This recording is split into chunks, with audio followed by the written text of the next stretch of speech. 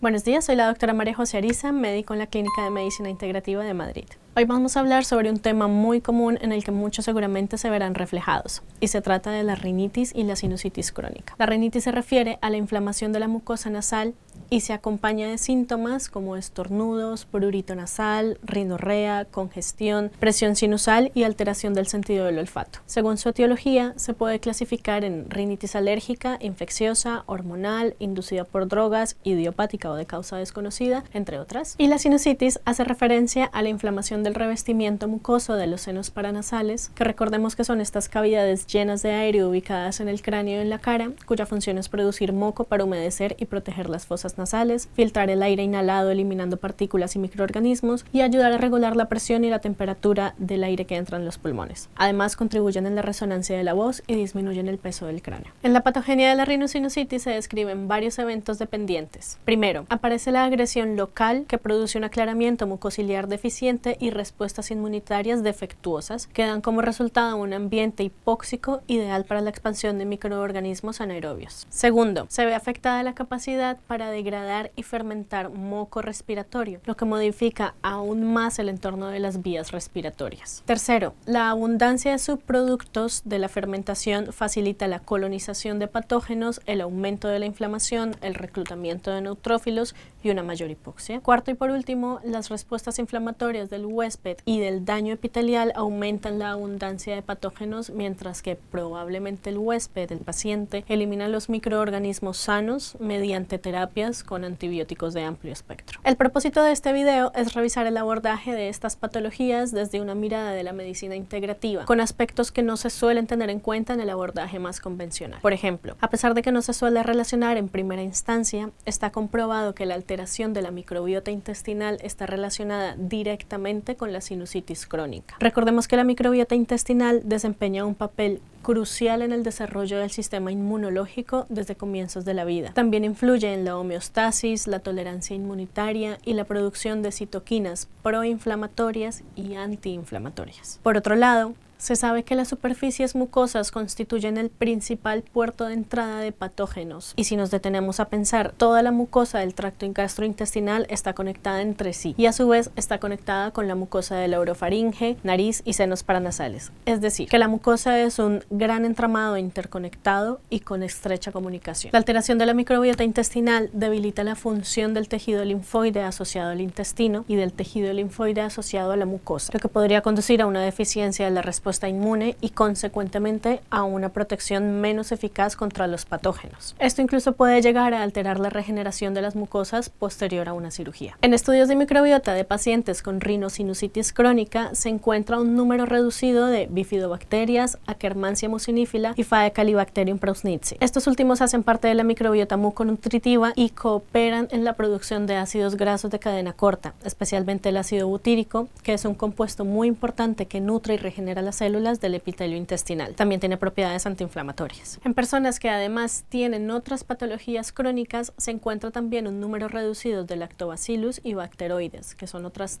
bacterias protectoras, y un crecimiento excesivo de algunos patógenos potenciales, por ejemplo, Candida albicans, Clostridium difficile y Proteus. De las bacterias que se encuentran deficitarias, todas cumplen roles muy importantes. Por ejemplo, las bifidobacterias y los lactobacillus producen ácido láctico que acidifica el contenido intestinal e inhibe el desarrollo de bacterias y hongos patógenos. Por otro lado, hay un factor muy importante y común que no suele tenerse en cuenta, y es la presencia de hongos, mohos y micotoxina. La nariz y los senos paranasales prácticamente siempre albergan numerosas especies de hongos. Recordemos que son cavidades que tienen un ambiente propicio para el desarrollo de estos microorganismos. Por ejemplo, en un estudio de la Clínica Mayo se encontraron numerosos tipos de hongos en los senos nasales de pacientes con rinosinusitis crónica. Entre las especies halladas, muchas tienen un potencial de producir micotoxinas, incluidos el Aspergillus, Fusarium, Penicillium y Trichoderma. También se encontraron elementos fúngicos como hifas, hifas destruidas, conidias y esporas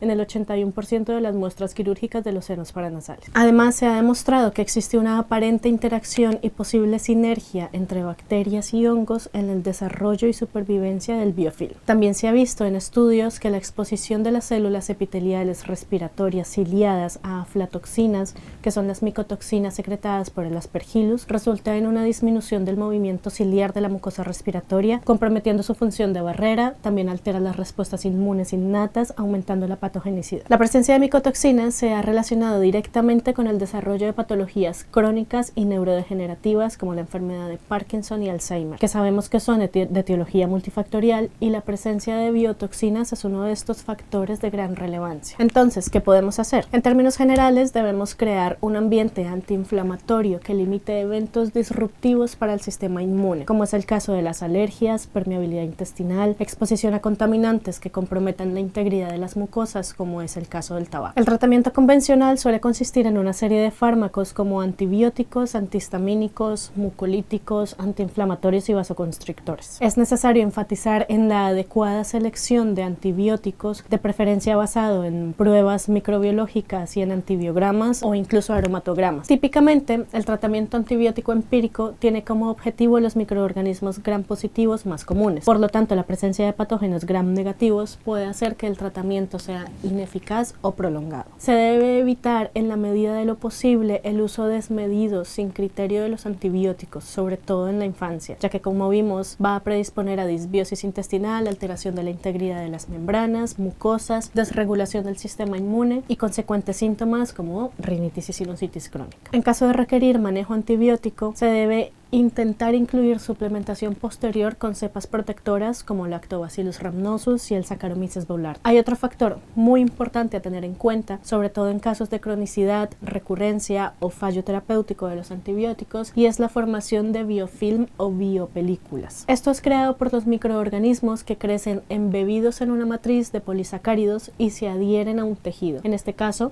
el tejido de los senos paranasales. Esta capa protectora limita la penetración y la actividad de los antibióticos.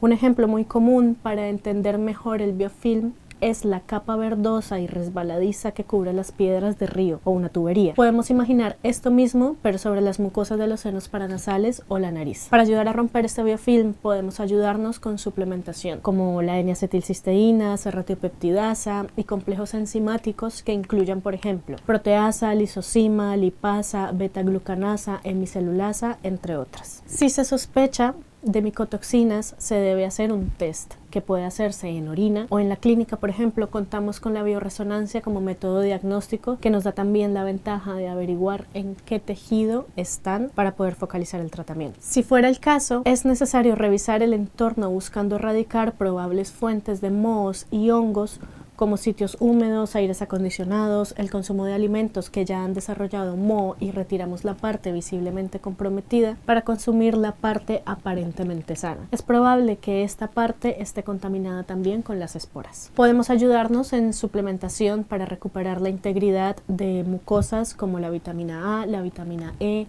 zinc carnosine, aceite de espino amarillo. También podemos apoyarnos en suplementación para el manejo sintomático como es la quercitina, el extracto de ortiga, eucalipto, entre muchas otras. Espero que esta información te resulte útil y muchas gracias por la atención y hasta pronto.